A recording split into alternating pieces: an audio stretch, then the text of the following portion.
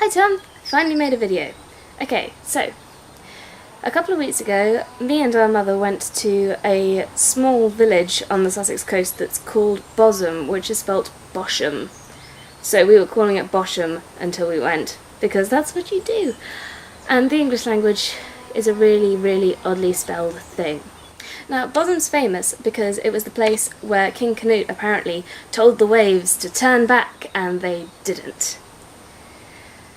But this is actually a really modern telling of the story. See, in our version, King Cnut goes, "I'm the greatest, I'm amazing, I'm going to go out into the waves and everyone's going to see how great I am because the waves will turn back for me." So he goes out into the sea and the tide comes in and he's like, oh.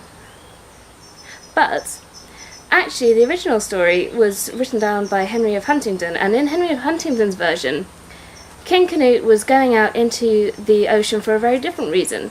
He was being told by his advisors how awesome he was, because advisors tend to tell kings how awesome they are. And so he said, okay, well, am I awesome enough to turn back the waves? And they were in a sticky situation, so they said, yes, sure you can. And so he went out into the sea at Bozzum and said, well, see? And actually, it turns out that the legend of him doing this at Bozzum is just that, it's a complete legend. I mean, the story itself is probably a legend anyway, but him going to Bozzum is definitely a legend that was made up in the 17th century.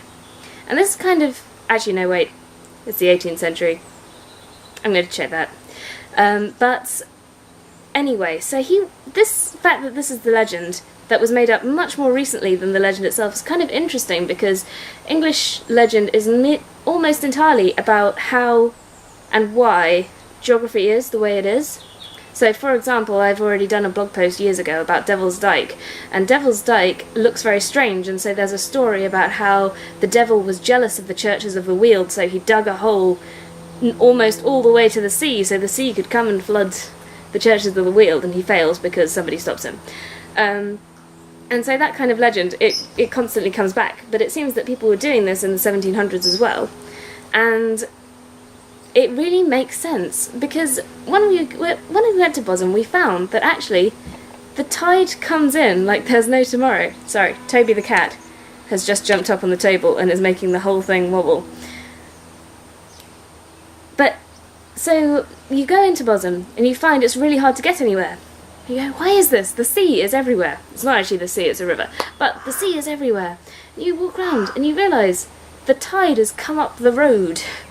And when you go to the church, for example, the first thing you see is a sign which is talking about this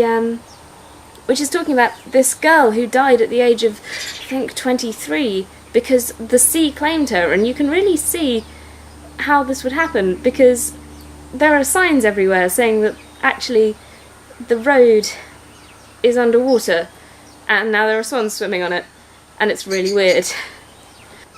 So this is what we've been up to. We've been going and looking at a place that's nearly entirely underwater and has all these really interesting ways of preparing for it, and a myth about how the tide comes in, because it does all the time there. Tom, it's your turn to make a video now. I'll see you soon.